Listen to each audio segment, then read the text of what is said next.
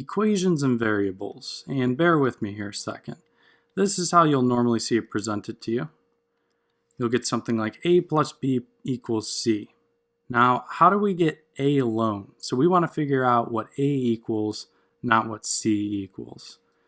Well, we would have to get rid of this b here somehow to get a alone. And since we're adding it here, we're actually going to subtract it out. And whatever we do to the left side of our equation, we have to also do to the right side of our equation. So subtracting b here got rid of our plus b. And it left us with just our a on the left side. And on the right, we were left with c minus b. And that's what a equals. It equals c minus b. Now, how about we do this with some real numbers? I'm going to put this over here first. A plus b equals c. But what if we were given a plus, and in place of our b, we were given 6, and in place of our c, we were given 10. Now, just like on the left side of the equation, we have to get rid of this 6 to figure out what a is. And we do that by subtracting it out since we were adding it. In subtracting the positive 6 gets rid of it, but whatever we do to the left-hand side, we have to do to the right-hand side. So we ended up subtracting 6 over here too. We just have a left on the left side, and then we have 10 minus 6 on the right side. So we're left with a equals 4. And if you plugged that back in up here, you would see 4 plus 6 equals 10. Let's do a subtraction one. Again, we'll do an all variable one. A minus b, so it's a subtraction sign this time. So a minus b equals c. And how do we get a alone if we just wanted to find that again? We would get rid of the b, except this time, since we're subtracting b on the left side, we have to add b to it to get rid of it. And since we did it on the left side, we have to also do it on the right side. And now we do. We have our a alone, which is what we wanted. We have a equals on the left side and c plus b on the right side.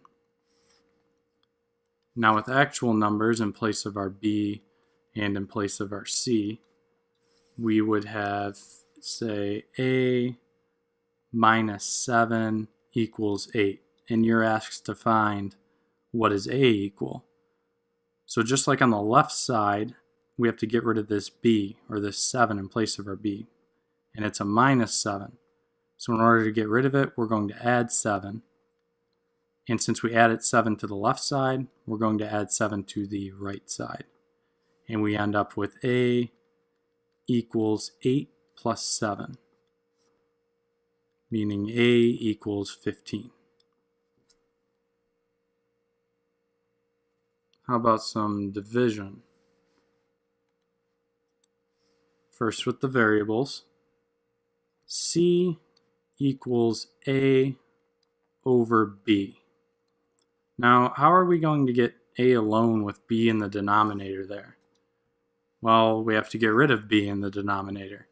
And we do that by multiplying it by b. Multiplying it by what's in the denominator. And if we do it to the right side, just like any other equation, we're going to have to do it to the left side. Multiplying a number by its denominator gets rid of the denominator. These would cancel each other out. And we would just be left with a over here is equal to b multiplied by c. Now, we'll do it with some real numbers. How about, well, I'll put this up again. C equals a divided by b. 4 equals a divided by 5.